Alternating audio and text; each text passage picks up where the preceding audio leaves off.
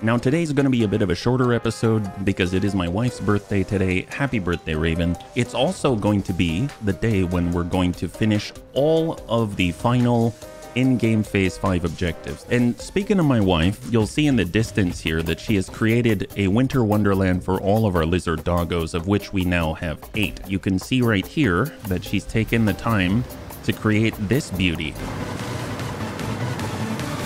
Different music. There's Raven just drinking some coffee. And she's got a lot of lights. She's got a lot of Christmas trees. She's got little tiny berries for all the doggos. In fact, they haven't really been through here yet. And a lot of snow. So much snow. And it's just a nice little place for them to get away. So actually, we might as well start by bringing them in to all of the fun, right? So let's go ahead and grab our doggos. We've got 8. It's like they're about to commandeer Santa's sled, right? Come on, little guys. We're all here. You want to go to the Winter Wonderland? I'm sure you do. There you are. I'm seeing 1, 2, 3, 4, 5, 6, 7, 8. Perfect. All right, let's go, little guys. There you go. There you go. And here you are. What do you guys think? Pretty good, huh? You know Raven made that for you? Look at that. They're wandering around eating berries. Are you saying hello? Is that what you're doing? I think they can probably spend the rest of the day here. I'm going to leave this open for them so they can wander around. But good job, little guys. I'll pet all of you, yeah?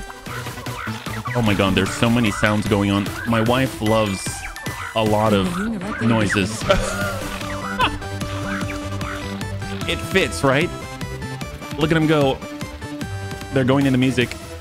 Here we are at Fixmas Island. It's been retooled so that it's rebalanced, and now it's actually producing enough on the back end such that it is no longer bottlenecking things up above, and we're even overproducing just a little bit so that we can make sure that when Fixmas is over, we're still going to be able to create all of the Fixmas stuff all throughout the year. At least that's my hope. I don't know if that's the case. Maybe it won't be, but I really like how this turned out. So it's been new and improved. This is the power behind Fixmas for us in Fixmas Island, and this is how we're able to create that winter wonderland. So today we're going to be creating some thermal propulsion rockets so we can complete our creation of 200 ballistic warp drives for our space elevator. If we look down below, I've already set everything up in order to process those thermal propulsion rockets.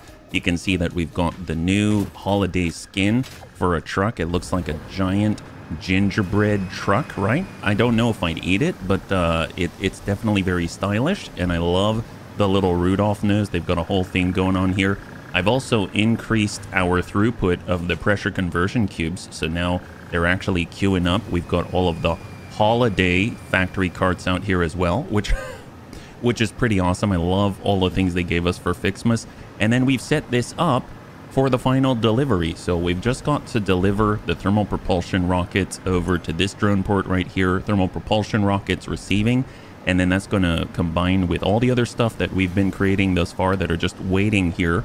And then we're prepped and ready to create some ballistic warp drives. So we've just got to put together a simple setup for thermal propulsion rockets. I've also actually taken a moment and purchased some statues because I've actually been collecting tickets, and I have all the achievements now except for this one, finishing Phase 5, and we even have the golden nut right here. So here we are in the grassy fields where we're going to make this happen to make the final component in order to create the ballistic warp drives. You can see in the distance we got the NTP Sky Tower, and we've got all of our sort of like satellite operations on the side for the one-off, more complex items. I'm kind of standing above some of the newest ones right here. This is to make modular engines, which we are going to use. This is what is powering Fixmas Island foundries. You've seen buildings like these before. This one's especially tall because it's actually taking 2 different types of resources and then piping them through in order to get over to drone ports. So I guess the question is, where are we going to make our like Pantheon style product? Actually, we should probably start with what it is that we're going to need in order to create those thermal propulsion rockets. We've made them before, but now we're going to automate them. So it's a manufacturer that we need. It's going to be fused modular frames, cooling system from a cooling tower, and then we've got our turbo motors, which are coming from the grassy fields, and the modular engines coming from right behind us. So that's all already hooked up to drone ports, just a matter of bringing them together. and we're going to need one manufacturer. So it seems to make sense to make it somewhere out here. I'm experiencing a little bit of a nostalgia right now because this is where I first entered Satisfactory proper in early access. This is exactly where my hub used to be, right here. And this is where my first biomass generators were, right here. And overall, this is kind of where it all started. So I kind of figured it would be nice to build our last little construction kind of in the space where it all began. So I'm going to go ahead and build one of these little pantheons just to keep it short and sweet so I can get back to my wife for her birthday. So I'm going to do this very carefully. I want this to be a clean one because it's the last one. At least, you know, it's not the last one at Satisfactory entirely, but it's kind of the last step in the official release. So we're going to go in and lay it out. It's going to be a 5x6, and then we'll do a little bit of clearing. Just pop that one. There we go. So it's going to come out to 6 like this. There it is. Excellent. The manufacturer isn't that large, but it is necessary to bring in all of those drone ports because we're going to want, if this is the roof, we're going to have 1 drone port, 2, 3, and 4 with a space in the middle so they can pass all the fuel back and forth. And this is basically our Pantheon special. We'll go ahead and coated concrete this up because this is going to be the base. There's nothing hidden. It's all exposed. And then we'll grab our manufacturer. We'll slam this in. So we'll just leave a little bit of room so that we have access to an industrial storage bin. I think that looks just fine. We'll do that. And then let's go ahead and get some walls. We'll bring this up. I found that this kind of setup has taken me through the vast majority of phase 4. And it's just a very, very, very simple structure, but it works wonders, right? To bring all the disparate pieces together and just kind of assemble them. All right, let's go and come up to 1 meter, bring that across the full 5, and then we'll come out a couple, and that's all we need right there. Mark it up with asphalt, and this is going to be the basis for our drones. We'll start by placing those down and then we'll work around that. So we'll flip it around, put it on hold, bump it up to the edge, and place her down. Snap to it with control, and then we flip around on the opposite. Now we will have to get fuel here, and we will need a delivery port because we're going to need to deliver back to the space elevator, so that's going to be important. So I guess the question is, we're going to be pulling 4 different things together. So we're going to need 4 drone ports. We're going to need 1 delivery port. So we're going to need a destination port. And then we're going to need a fuel port because all of these drones are going to need their own fuel so they can continue to run. So we're going to need a total of 6. Now, probably the easiest thing to do is just extend this off further and then have like sort of an awning. So we'll go ahead and take that 5x6 and extend it to a 5x9 on the top. And we don't need to actually follow suit down below. It's totally okay for me just to have some kind of pillar right here to support this section right here. And then I'll go ahead and make that a full 6 like this. Excellent. So the rear drone port is going to supply all the fuel. That's going to be this. And we'll just call it its thermal propulsion rocket, right? So it's the TPR Pantheon fuel drone. And then we're going to have TPR Pantheon. We'll get the modular engines, turbo motors. So we're going to need the cooling systems. Pantheon fused modular frames. And then last but not least is the actual delivery. So TPR Pantheon delivery drone, but it's going to deliver thermal propulsion rockets. And that is that. So let's go ahead and mark them up by color. So we've got the delivery port right here. We've got our fuel back there. We've got our 4 different types. We start with modular engines. We'll go like this. For the turbo motors, let's use, we'll go with like that gray swatch. For our cooling devices, we'll go with a yellowish color. And then for our fused modular frames, we'll go with kind of like orange and yellow. So we're going to need drones, I believe, for all of these, because they're either picking up or delivering, and then we'll get fuel drone. There we go. So we'll go ahead and color up all the drones. And I like how simple this is. Like it's not complicated. It just takes up space, and then it just takes some basic wiring. So overall, it's pretty simple. Gray swatch, and then we have our black and our red. Excellent. So we'll pre-mark these. So I'm going to go ahead and say I would like to get modular engines, modular engine grotto. Perfect. So this is going to grab stuff from the modular engine grotto as a pickup point. Then for the turbo motors, we're going to do something similar. So we're going to get the pickup at the turbo motor pantheon. And then we're going to go ahead and grab the cooling systems from the cooling tower. We have our fused modular frames from the fused boat. And then our fuel is going to come from our power lagoon. So that's rocket fuel, and that's the pickup right there. And then last but not least, this I suppose we can set later, but essentially we're going to send this drone out over to the space. Oops, did not mean to go to photo mode. Over to the space elevator. So these are the thermal propulsion rocket space elevator tower C delivery. So I'm actually going to delete this drone so that we can put that drone on when the time is right, and that's going to trigger it. So now, first things first, we're going to want to kickstart these things. So we'll have the fuel distribute. Nice thing is, I noticed this works very cleanly, because we can take our inputs like this and just have them face away from the drone port like that. And then we just get splitters and we just run it down the lane, and it lines up perfectly. So we go like so.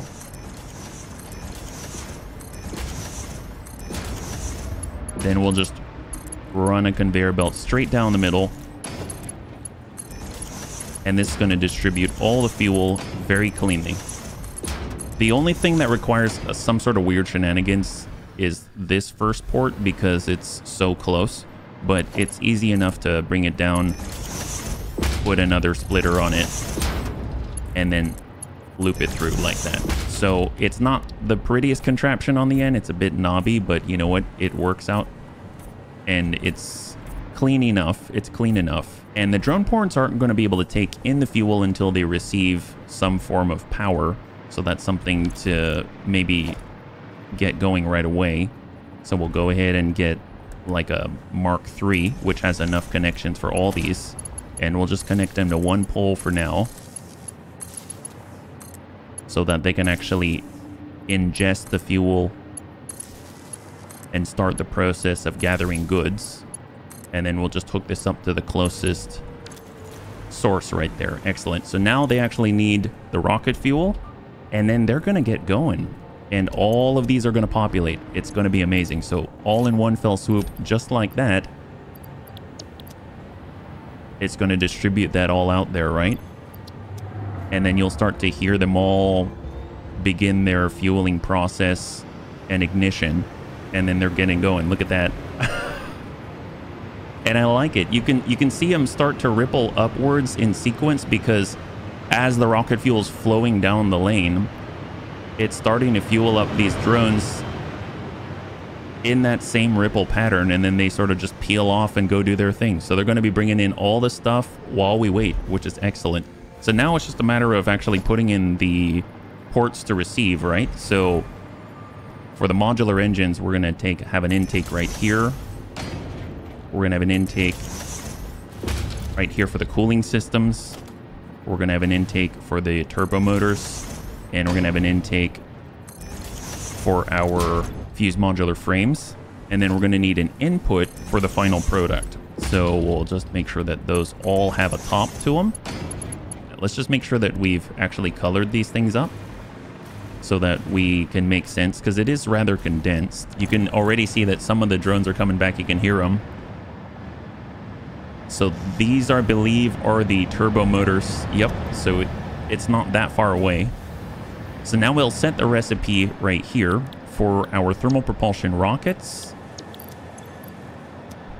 And then here are all the ports. So let's see. We've got 1, 2, 3, 4, and then this is the output port right here, right?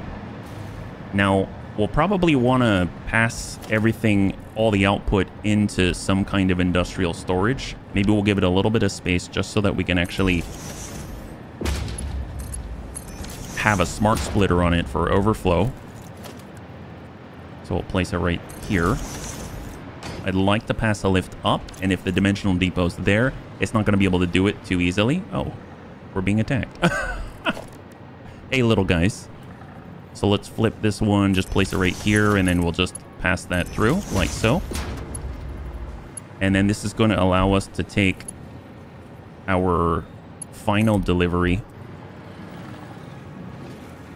like this. Heck, we can even do this, right? This is probably going to be easier. We'll just do that. There we go. And receive along the ceiling. I like how everything runs through the ceiling. One thing we could do, because they're close enough that there's going to be an overlap, we can actually raise it like that. And then receive. And that allows them to actually connect in a straight-ish manner, right? So let's just color that up.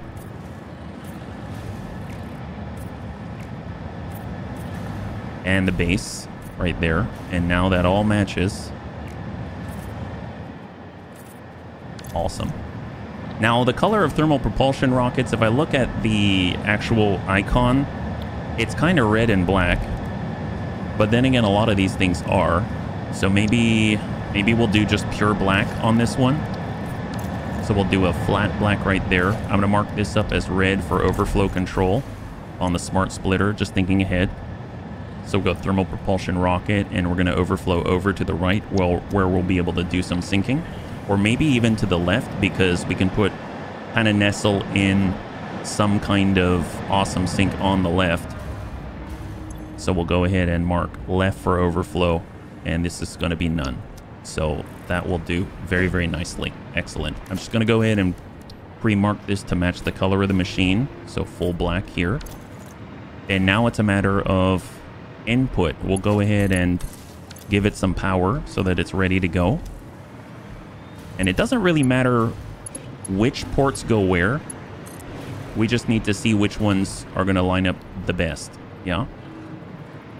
So this one on the outside doesn't line up with any port directly, so I'm just going to bring it to the top and face this side. And then we'll go ahead and just...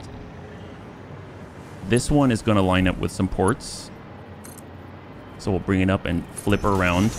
And it looks like it's going to line up with this one. And we just pass that through. There we go. This one's going to line up as well. So we'll just bring it up and flip around. And it's a straight shot right in.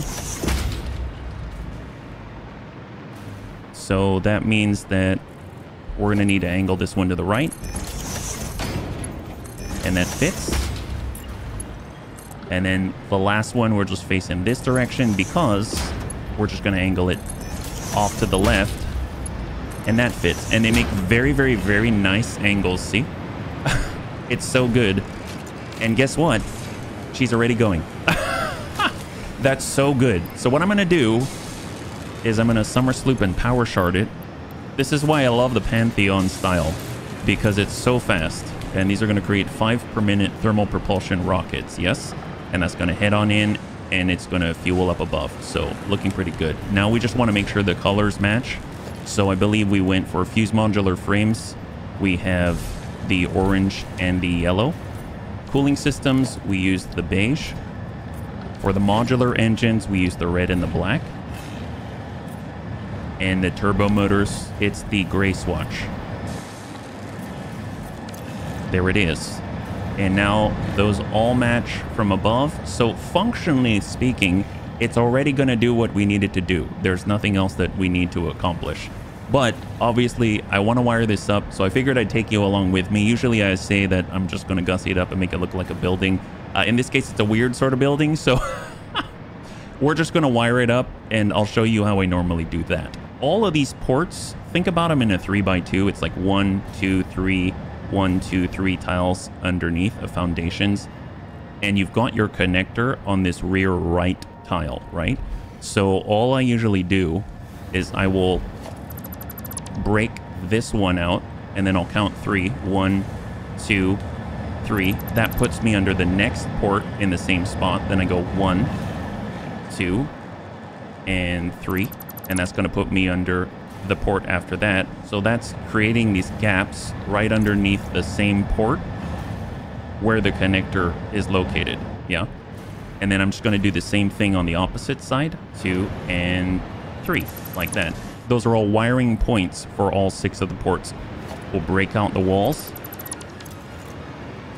And now I can actually get rid of all of their connections because we're going to need to rewire them now. Fortunately, we only had one pole up here, so it's just a matter of cutting out the pole. And now they're all, we've broken the full connection, yeah? Obviously, I don't have any power to sustain our hover pack, so I'm just going to toss one of these out to the side. And now let's get wiring, right? As far as the machine here, we could either wire down below it, down here. But obviously, we need to power the top as well. So what I've been doing is just raising a connection straight up to the ceiling. And then I stand back and I sort of hold and then bump it so it's straight. And then here, either choose to lean left or lean right. I'll go ahead and lean to the right a little bit. And I'll place that connector right there. Now, the closest point of entry for our power line from our power tower, the closest point is probably somewhere along here. So what I can do is just get out one of the wall outlets and like pop it right here and then hook it up. That doesn't look too bad, right? Now I feel better about cutting this out because I actually have a source of energy coming here to power and hook into with the hover pack. And then now all I do is I've grabbed a connection from the drone port, and then I look at this foundation and I put it on the halfway point, and then I bump it over 1. So now if we go to dismantle, you'll see that it's relatively straight. If I were to, if I were to dismantle this and hook it up dead center, then you see it kind of leans to the right a tad. So I just choose to bump it 1, and it's straight-ish, yeah. From the outside, it clips, but it doesn't look too bad. It stays tight to the drone port, so, and I'm okay with that. So then it's just a matter of actually doing that same thing, coming across. So we've got the halfway point, we bump it 1 left, and then we hook the drone port into that. We bring it to the halfway point, bring it left, then we hook into that. And then when we get to the other side, we're going to need to, in order to have straight lines here, we're going to bring this over, but now I'm thinking mirrored, right? Because this is halfway point, and I'm going to bump it to the right because on the opposite side, I'm going to bump it to the left so that it's in line. And so I'll go ahead and I'll take this port and I'll bump it 1 left, and then I connect these 2 so it's in a straight line like that. And then I repeat the process on this side. And now all the drone ports are hooked together. It's just a matter of hooking it up to the source of power, right? So if we've got this port right here, guess what? It's relatively straight. I can actually bump this one over to the left. So like that. And then when I pass it through, it's going to be in a straight line again. And the reason why I like the straight lines is I find that if I come in diagonally, see how it kind of disappears into the asphalt, which is why it works nicely with the cables. The asphalt's usually like a black or darker color. When it comes across, it doesn't show as much, you see? It almost moves along the lines of the seams out of the foundation tiles themselves. So that's why I like to do it that way. Right now you can see all the drone ports are currently hooked into power. And it's just a matter of getting power to the manufacturer now. So what I'm going to do is just seal these up first.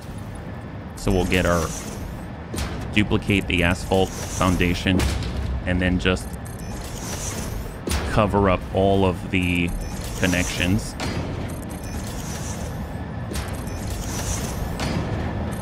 Like that. So now, for the most part, if you look at it, you can't see the power lines, right? It's pretty clean. It's pretty flat. I find that if I go diagonally, they'll droop a little bit lower and you can see them stick out of the asphalt foundation. So having them straight and squared away, it matters when you're actually doing the connections, because then you don't see them as much. You can kind of see it poking through or clipping just a tad if I get right up on it, and it's like here or there depending on the angle. I have to be like right here, but for the most part it's gone, you see. So now it's just a matter of hooking this up. So we put this one here. We kind of got to fudge this one, so I'm just going to duplicate the wall outlet, select this, and then click, and it will put itself in between the connection points, and then it looks like it's about here to be straight, and then I'll just attach the two together like that, and now the manufacturer has power. So when I put this back in, obviously it's not as clean. You can see it droop out of there, so there's other things that we can do about that, whether we put a beam on it or something like that, but I'm not going to worry about that right now. So that's good enough for me. So this is all powered up, this is all wired up, and it's just a matter of putting like finishing touches on it. Yeah, so far I found that when the ground looks like this, or the floor looks like this, it's rather plain. So I like having the warning lines on it like this. So what I'll usually do is just, if I need to do anything but a full tile, I'll go ahead and place that down first, because you can see that it doesn't line up right here. And then when I switch over to a full tile, I know what hey Mr. Bean, what orientation it is that I need, so that these lines actually are contiguous and clean. So we'll just go ahead and place these around the edge. And we'll do the same here for the half. Now, if I want to get right underneath it, I can just cut this out and then mark the tile itself and then put it back and then remark that foundation. And now all of these tiles have these clean lines coming across them, right? So that seems pretty good. I don't think I need any warning things over there. So then it comes to actually capping the ends right here, because what's going to happen is when I put in pillars, like, let's say, do I want concrete? Do I want metal? Let's go with concrete on this one. Yeah. So I'll go in and I'll place this here. That is good. And when I do this, you'll notice that there's this kind of Z-fighting, because if I start on the top and bring it down, Z-fighting happens here. If I start on the bottom and I bring it up, the Z-fighting is going to happen here. So later on, I'll just go ahead and I'll cover that up so that I don't see it. And I'll go walls, basic walls. Drop that down,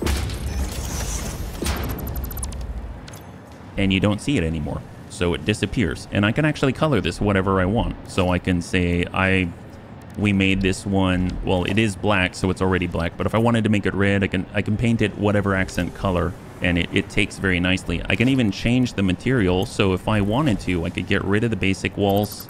I could go into full walls, which is even easier. Bring that across. I found steel to look the best to my eye. We can go steel like this, and that's nice and solid, no Z-fighting at all. It's very, very, very fast. So we'll just do that here, and we'll put that all the way around the edges just to make it clean in advance, because I will be putting pillars down and it will cause Z-fighting. So we'll do that. And now you don't see it anymore. Isn't that cool? So let's go in and just get our pillars in here. So we've just got two more of these. So we've got our basic pillars right here, and then we've got this overhang on this side. Yeah. So let's go ahead and take care of the edges. So I'm going to use basic walls for it because it's the right size, or better yet, if I wanted to, I can even put railings, but I don't know if I need railings on this one. I guess we could use railings. Let's use railings. So I like to use the industrial railings more than the modern railing now, just because it takes a full foundation and it's very minimalist, very clean. But the modern railing's nice because you can paint them different colors and all that kind of stuff. And it actually goes half of a foundation in length, which is very, very nice when it comes to any sort of like partial coverage of a foundation, right? And then we've got one more on this side. Oops, hello. There it is. I got the lock. I find that if I put the industrial railing on after I end up putting basic walls on the sides, that sometimes it doesn't snap correctly. Most of the time it does, but sometimes it does not. And then I'll just cover up the edges so that I can add an accent color or something like that. So we'll use these basic walls like so. You can even put signs for lights or something like that if you want to add accent. And now that's looking a lot cleaner, yeah? So very, very clean. At that point, any overhang, I tend to like to put in the frame foundations because I feel like it ends up looking like there's some type of added structure to it, because otherwise it's just that 1 meter overhang and it looks like it's just going to fall apart. And then I'll grab the frame foundations and I'll run it along the back there. Nice thing is the frame foundation generally doesn't cut through these lifts, so you can see that, well, I guess this one does. So if I wanted to, I could just drop this out. I find that these slope ones right here, these do a really nice job of not obstructing things that are in them. So if I do this, you can see it's not clipping at all. So that's really, really nice. So I actually might just put one right there, and then we'll bring this in tightly like that. And then that way there isn't any clipping to worry about, but we still have the illusion of it being actually like supported correctly. Then at this point, all I have to do is I can just take frame foundations. I can switch it over to vertical or something. And then instead of a pillar, just bring that into the ground. Like so. And now it looks a little better supported. So that works for me. That's pretty nice. So it's nice, fast. It's not difficult to set up, and it keeps you rolling on the more complex items that don't really need huge productions, right? So let's see. We've got our output multiplier. We've got 5 per minute. Everything's looking good. 100% production ratio or production efficiency. And are we actually stacking these things in here? I should probably double check. It's probably getting sucked into here. Yeah, it's getting sucked into the dimensional depot at the moment. Thermal propulsion. So what I'm going to do is I'm going to grab our stockpile of it, and I'm going to pass this right on in. So it's going to outgoing right here. And in the meantime, I'm going to snap this off just to speed up the process, right? So when this actually sends something out, it should pass right through and then go up above. So that's at 86%. So we should see this increment. I just want to double check that that's actually taking. So we're at 2 right now. And at any moment, there it is. It's just been incremented. So that's fantastic. So the last thing that we got to do is handle the overflow. And I like, this is sort of like unused space.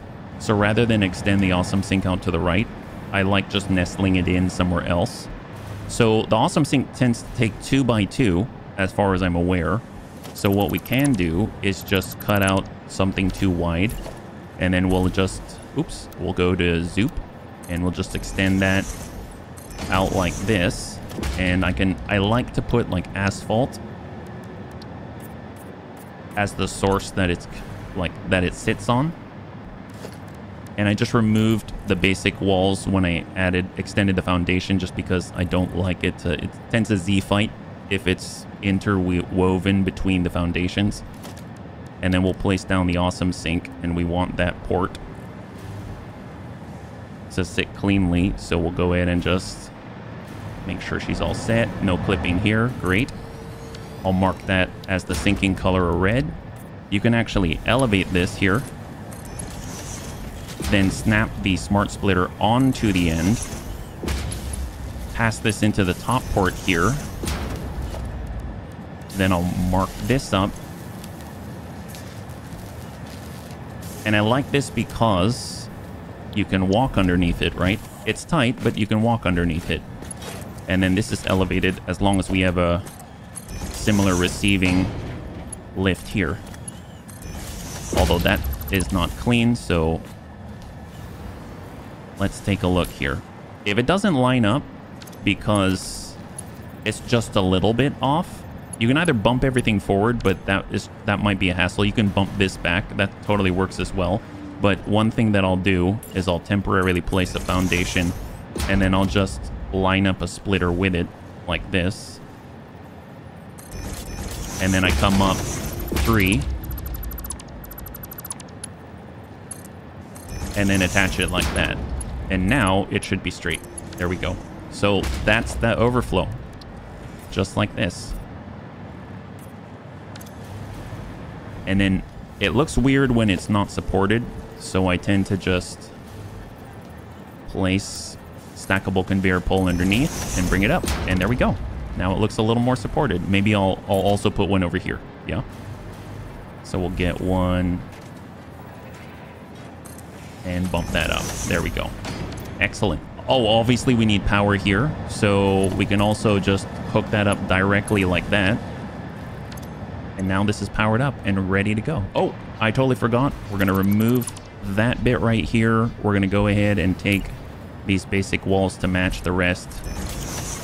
Put these on the ends. Like so. And if we don't like this power connection coming up this way, we can always send it into the foundation below and have it hook up similarly to the drone ports.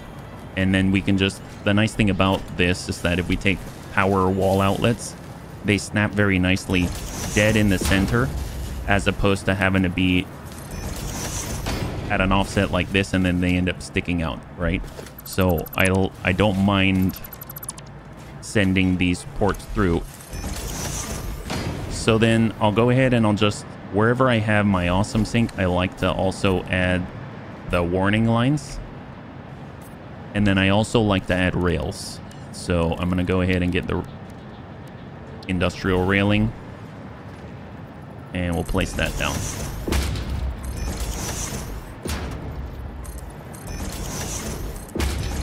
There we go. There it is. So this is our TPR Pantheon right here. And that is now pumping out some thermal propulsion rockets. Now if we look, we've got about 180. We've got 180. We need 200 ballistic warp drives. So let's make that happen. All we got to do is slap on a drone. That drone will start to, it just hoovered up all those items, and then we'll color her up. There we go. And that's going to start delivering that stuff, right? So we better get back. I'll hook that up later. We better get back to our Fancy Factory village, because otherwise we're going to be missing out on the delivery, right? So I can already see that there are some ballistic warp drives being delivered. In the upper right hand corner, you can see that we're at 2 out of 200. So I know that drone made it there. I know we made it there. I just didn't make it in time. So I'm booking it, but without, I've totally forgot to set up the portal. So we're a little bit late. I apologize. But there is the space elevator. And down below, we can see where the ballistic warp drives are. God, there's so many things that we built. It's kind of mind-boggling, isn't it? God, there's so much. It's so awesome. I have to say, this is gonna go down as one of my favorite games in my lifetime. This is amazing. Look at that. There they are. This is the result. Thermal propulsion rockets. Almost looks like they've got like an aperture on the back there. It's really cool. And you can see right here that those ballistic warp drives are being created. There they are. And we're at 47%. And then they're just going to come out here and go in there. Isn't that awesome? Before we do anything, this means that we can actually check this off. So I'm going to go ahead and say, create thermal propulsion rocket setup complete. Pass TPRS to ballistic warp drive destination. Honestly, it's in progress, so we'll leave that one going. But yeah, she's sending stuff out. We're at 10 out of 200. So that's going to complete at 5 per minute. So we have a bit of time. So I figured I'd talk about kind of what's coming next, right? Because obviously this is going to complete phase 5 and we're going to finish the game proper, or at least the objectives for Satisfactory overall, but it's not done for me. Now, one thing that I have not done that I absolutely do want to do is actually to create a field of drones. And we're using drones all over the place. In fact, if I go over to the map, you'll see we've got a lot of drones.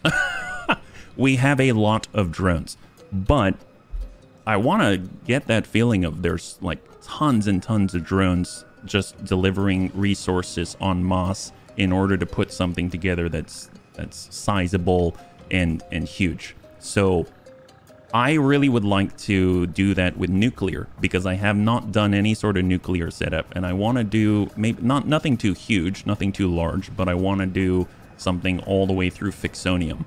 So if you're unfamiliar with nuclear, there are different layers to it, right? So if we go over to nuclear, I've been kind of looking into it on the side. In the nuclear power plant, this thing will actually take either... Actually, is this the place to look at it? I think we can go with... You start with uranium fuel rods. Uranium fuel rods create some uranium waste. And then from there, you can process that into plutonium fuel rods, and that creates plutonium waste. And then from there, you can turn them into Fixonium fuel rods, and then that has no waste. So we'll make a no waste nuclear setup. Now, as I understand it, it's not very efficient to actually go all the way to Fixonium fuel rods, because in general, the amount of resources needed in order to do that, and the amount of power, etc., etc., your net gain of power is actually less than if you stopped at plutonium and sunk out the plutonium, I think the plutonium fuel rods. I don't remember the exact details, but since just for the experience of it, I want to go all the way through to Fixonium fuel rods, and I want to experience nuclear power. So in the meantime, I've kind of gone through the process of just thinking it through, and I've started to set things up. So I figured I'd take you along with me while we wait for the ballistic warp drives to complete. If we head over to our portals, you'll probably have noticed that there's a third portal, and that third portal is going to take us out to the Dune Desert. That's right, we are way out here. So I've mostly built in the Rocky Desert. I came down to the grass fields. I've built over in the Power Lagoon area, and then north of the swamp is actually the Dune Deserts. I have built nothing out here. And the reason why I came out here is it's relatively flat. We've got this beautiful waterfall where I'd like to have our nuclear power plants just like lined up on the side right here. And I've started to already create some satellite operations in order to feed the field of drones. Now, my idea, at least, I don't know, I drew it out on paper, but my idea is that I would have all the drones delivering in sequence, and then we'll have a river of resources which is covered in glass. And then those things are going to flow down, and they're each going to branch off to their own areas. So first we're going to prioritize uranium construction, and then after that we're going to prioritize the plutonium construction, and everything's just going to start peeling off to their designated zones for processing. And then the results of those processing are going to go over to its associated nuclear power plant. That waste is then going to flow to the next area and meet the next resources, all culminating with plutonium, and then the plutonium waste is going to come out and meet the resources, which are all going to culminate in the creation of Fixonium fuel rods, and that's going to work that way. So obviously that's going to be a lot of work, and it's not something that I think I'd be able to do on camera, but I'm going to try my best to at least take you along for the ride as we go in that process. So that's what I have planned. So I figured, let me take you to a couple of the sites. So far, I've just started by making some silica and by making some concrete, because I'm going to need some measure of encased industrial beams. I'm going to need to use the silica for different things. And I figured, instead of pulling resources from what I am already creating, I want dedicated production for this nuclear facility, because I do not want anything to get in the way or accidentally, like if I make a mistake and I start drawing too many resources away from the nuclear production, I would not want that to be the case because from what I understand, I mean, you can get some pretty nasty buildups and stuff like that. So I want dedicated resource collection and creation. So this right here is my silica production. So you've seen buildings like these that I've created over and over and over. This is just, it's a nice clean example. I'm basically taking 2 normal quartz nodes, out pumping it. I think it was it 600 each, right? Yeah, so 1,200 raw quartz coming in. And then I've got all these constructors just cranking out silica. And then that silica's coming on up. And it's moving into delivery ports. So am I going to need this much silica? No, absolutely not. But this is just purely dedicated to cramming out 1,800 silica per minute. Even though maybe I'll use like 60. But I want to know that the source of the resources are absolutely ironclad secure. And so these drones are ready to deliver. So we've got 1,800 per minute of silica. So if I run into any sort of shenanigans and I miscalculated or something like that, I immediately have more to draw upon and I don't have anything to worry about. We can always do something with the resources. And if not, it's just being sunk out. So that's totally fine. In the distance, I've also started working on concrete production, mostly for our, let's see, actually, I should probably get some rocket fuel. I've actually started to really like the packaged rocket fuel in the jetpacks because the vertical takeoff is like this. Look at that.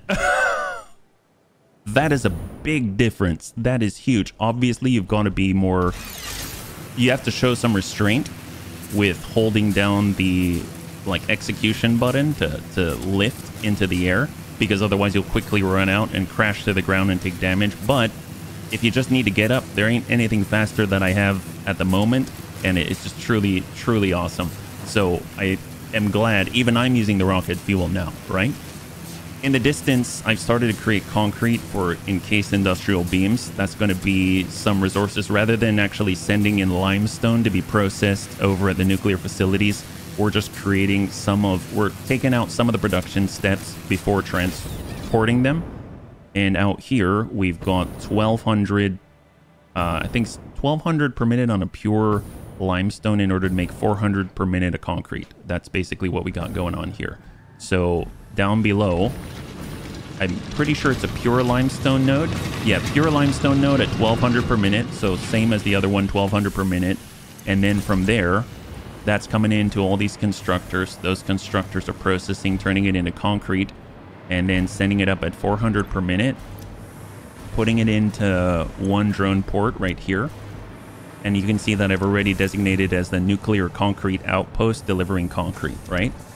And then all that overflow is actually just very neatly flowing along this lane at 400 per minute in order to get sunk out. And the reason why it's kind of doing that bit of a zigzag is because with the terrain, I found this kind of neat. With the terrain, there's a bit of a cutout right here. I had to work around the terrain, so you can see that it would raise through the floor. So rather than just sort of like pile concrete on top of it, I decided to work around it. And you can even pass underneath, so I did not block this off. So if I had like a factory cart or something, or like an Explorer, I could drive right underneath it, right? So I thought that was really cool. I dig stuff like that so much. I really, really like that. And now I thought about also adding accent colors. I like painting these things. So if it comes to these sort of basic walls, like the short ones, we can color these with whatever the color is of the actual stuff that we're creating. So in this case, concrete would be like tan. We could color or accent all of these walls as tan, and it would be recognizable to me from far away. Now, my next thing to figure out, and I'm really excited about this, way in the north when we were exploring a while ago, there was actually a nitrogen gas, like a nitrogen gas area out there. I want to actually work with packaging gases and then sending them by drone. I think that'll be really cool. Obviously, I could run a giant pipeline all the way out here, and that'd be very consistent, but I kind of want to, you know, mess around with packaging and unpackaging. So I think this is going to be really cool. We're going to go ahead and package up gases and then we'll go in and send that by drone, and then we'll have a whole unpackaging operation over at the destination. I think that's going to be phenomenal. I'm very excited about seeing that work. So believe me, it's like bottling up funny gas or NOS or something like that. And then actually getting to use it. So I'm very excited about nuclear. I think it's going to be so cool. And I don't have any sort of pressures of I have this objective to hit or anything like that. Right now, we've been picking up summer sloops in the background. So if you look at our power production right now, we're fine. We've got 175,000 for the most part. And we are using maybe, well, under 100,000. So we've got another 75,000 to kickstart our nuclear facility. I think we've got enough. And quite frankly, once we complete the phase 5 objective with the ballistic warp drives, we're going to need even less, because we're going to take down or at least stop summer slooping or stop overclocking some things, and there isn't going to be a need for that much power anyway, and we've got a way out of any sort of jams if we need more power for the nuclear facility, right? So let's head on back. All right, we are back, and as you can see, we are at 195 out of 200 ballistic warp drives, so the end is upon us. There it is. It's gonna crank out. We just need 5 more, so we literally need 60 seconds, and it's gonna wrap this thing up. So that's gonna send out another set. And now we're sitting at 197. So she's going through that process, and oh my gosh. Oh, I can't believe it. This has been quite the ride. It's not over yet, but man, definitely one of my... This is gonna go down as one of my favorite games of all time. This is amazing. Look at all these guys. And there it is, 199 out of 200. Let's slow this down. This is gonna be the very last one here. Let's chrome it up. She's fancy. Here it comes. That's it right there. That's the very last one. That's going to wrap up phase 5 for Satisfactory 1.0. God, man, I want to shoot those things. Those things look awesome. High five. That's what we're talking about. Oh my God. So if we look, it's all complete. Holy crap. Well, here we go. And bunnies, if you want to avoid spoilers for the ending, please feel free to look away. But thank you again in advance for just coming along for the journey with me. I really, really appreciate it. It's been a very, very good time indeed. So let's go ahead and pull that lever, seal it.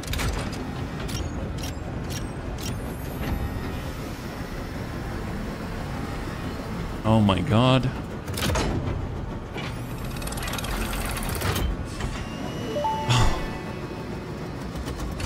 Unsurprisingly, here's another presentation, but don't worry, I have improved it. This last delivery will be the most important action you have ever taken. Perhaps you want to take a moment to contemplate the gravity of your achievements. Alright, that's enough. This is the end of the Save the Day program. All you need to do is wait for the automated Phase 5 construction to complete. Simply throw the lever and further instructions will be supplied when relevant. Follow instructions when given. Do not do anything else. All right, here we go. Fire.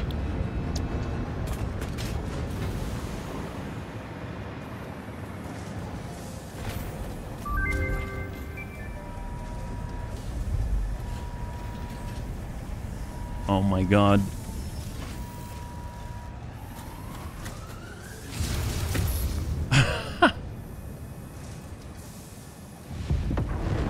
I don't even know what it's supposed to look like. Phase 5 completed. Return to the space elevator after the resources have been processed and added to project assembly. Launch can then be initiated from there. While waiting, please do not break anything. Solve any issues immediately and efficiently. Ensure your power network is stable. Perhaps it is best if you do not touch anything at all. And stay close to the space elevator. This will only take a moment. Okay. Have I broken anything in the meantime? I mean, not exactly. Well, I feel like we can probably check this off now. That's awesome. So what do we got? Check oil. Current instruction. Check oil. Oh my god. Set fuel injection level to 5.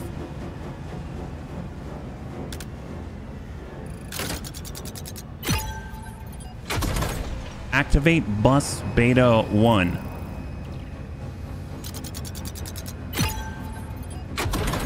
Set left stabilizer to 9. What happens if I don't follow instructions? It probably just won't do it. Okay, that's fine. Oh my god. Set right stabilizer to 4. I can't move him. Oh. Oh, wow. Oh, wow. Look at that. Turn gyroscopic balancer X on. Turn gyroscopic balancer Y on. Wipe the windows. Windows wiped. Heat your seats. Seats heated.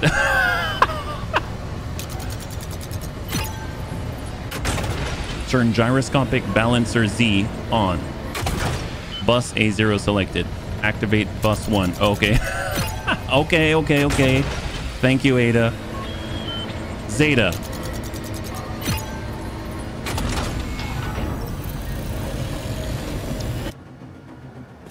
Oh, was I supposed to? Oh my god.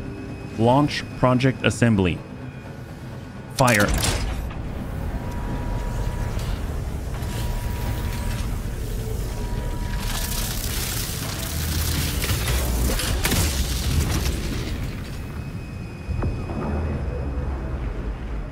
Is it a space station or? Initiating project assembly.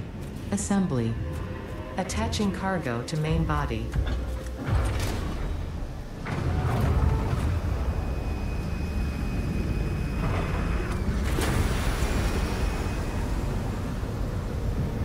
What in the world?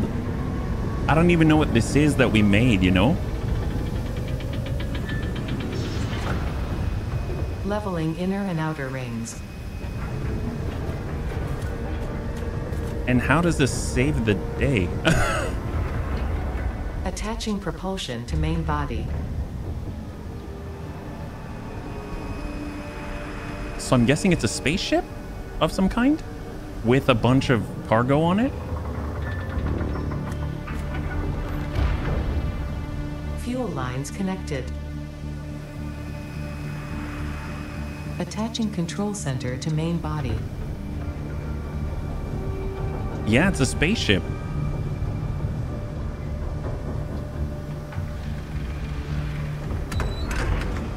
Running systems check.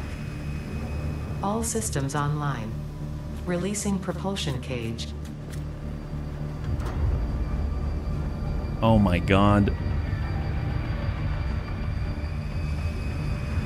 Releasing clamps. I like how it's in Fix It Orange. Running pre-launch checks and calculating flight path. God, it makes me wonder if you could Locking in cargo. paint it. Launch in T-minus 10. Oh my god. 9, 8, 7, 6, 5, 4, 3, 2, 1. Liftoff.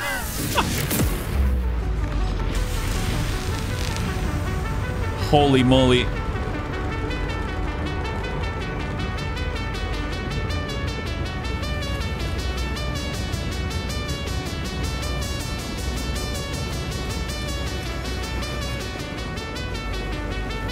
All that stuff we built.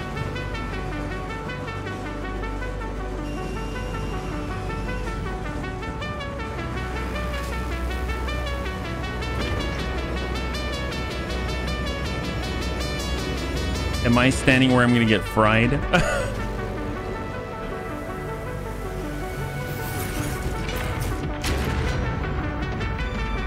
Whoa.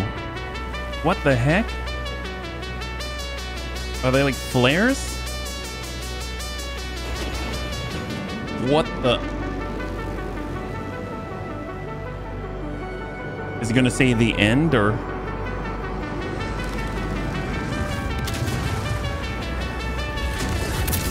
Oh, ho, ho.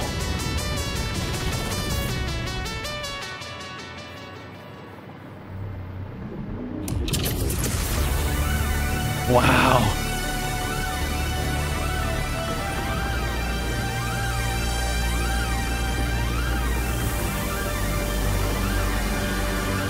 The drone's trying to join him.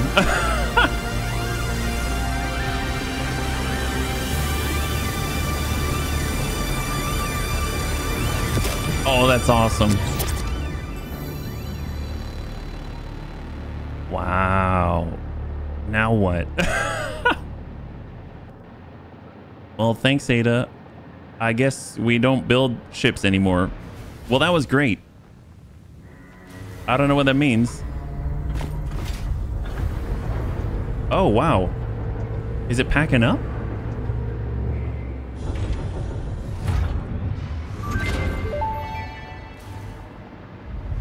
Connection with QAR-437 nucleus established and stable.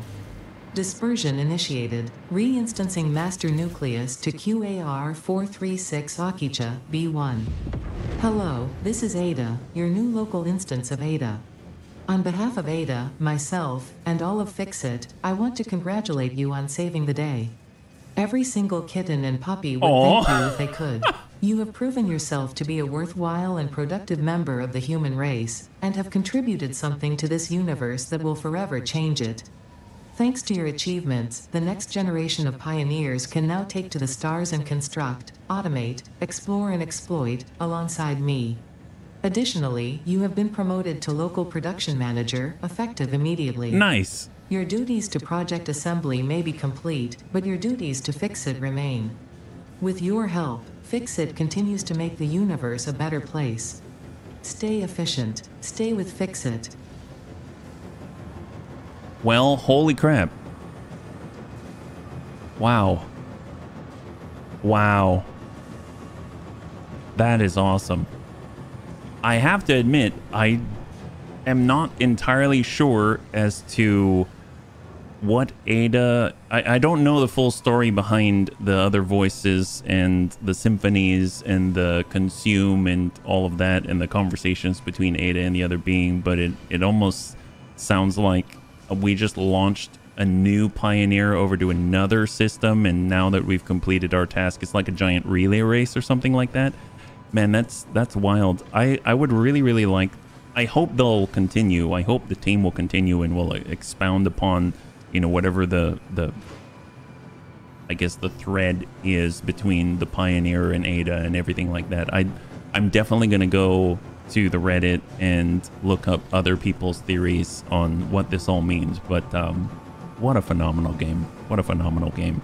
And I can't wait to continue with nuclear power. So regardless, bunnies, thank you again for coming along the journey with me. High five. Yeah. If you enjoyed the episode, please feel free to like, share, or comment down below. It helps us a great deal. I had a total blast. I hope you did as well. And I can't wait to get into the next one with you. Have a wonderful, wonderful night.